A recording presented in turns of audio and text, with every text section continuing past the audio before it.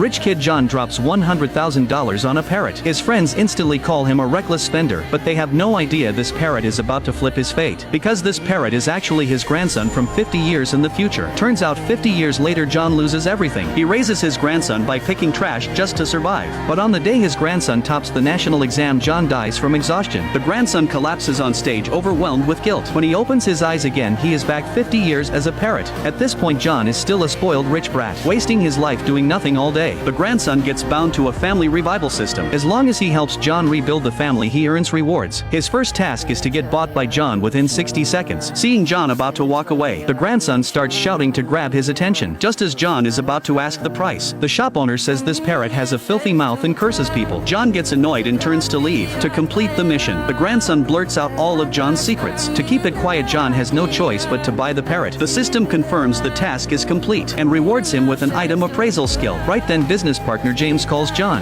saying he has brought the herbs to the factory. The grandson gets furious because in the last life James scammed John and took the entire herb factory. This time he will stop the tragedy. He speaks up and warns the factory is in danger. John is shocked. He does not understand what the parrot means, but to be safe he rushes to the factory with his men. James has already been waiting there. Seeing the parrot in John's hand, James decides John is just an ignorant rich brat, so he challenges him to a herb appraisal bet. If John wins, the herbs James brought today are all free, but if John loses, he must hand over the client list of Blue Herb Factory. After thinking it over, John agrees. He is trained in herb appraisal since childhood and feels unbeatable, but just as he is about to start, James suddenly calls in a helper. John is stunned because the man is William, the top herb appraisal master, but now he has no choice but to go through with it. James brings out a ginseng and asks John to guess its age. With the new skill, the grandson instantly sees it is only 28 years old. He tells John 28, but even with the answer handed to him, arrogant John insists it is 30 years because the stem scars show 30 rings, one ring per year, that makes 30. James bursts out laughing and calls John an idiot. William then drops the truth, saying the rings are indeed 30, but 2 of them formed during frozen soil when growth stopped. So this ginseng is only 28 years old. John flips it over and sees 28 years marked on the back. If he knew this, he would have listened to the parrot. Now John has already lost the client list of the herb factory. To wipe John out completely, James quickly proposes a second round. This time the bet is the entire Liu family herb factory. Desperate to win it back, John ignores his secretary and agrees. James then brings out a Lingji mushroom and even reminds John it is at least 100 years old, but as John hesitates, the parrot speaks again, repeating 20 years. With that hint, John leans in and smells it and spots signs of tampering. He immediately gives the parrot's answer. William snaps and calls it nonsense because the color and texture all point to over 100 years. John does not bother explaining and flips it over. Only then does William realize James tricked him. He has always prided himself on fairness. He came to support James because of their family ties, but James used a fake to fool him. Furious, William cuts off all cooperation with the Tang family. To make it up to John, William gives him his card, telling him to reach out if he ever needs help. Before leaving, James threatens he will not let John off. The grandson saves John again. The system sends another update, saying the family revival progress hits 15%. The grandson is shocked. Looks like James is not the only one targeting John, and just as he expected. Minutes later, John's father calls and orders him home now. Today is actually the old man's birthday. The vicious stepmom had planned for James to make John lose the factory so she could strip him of his CEO position, but John turns it around and wins. The stepmom refuses to let it go,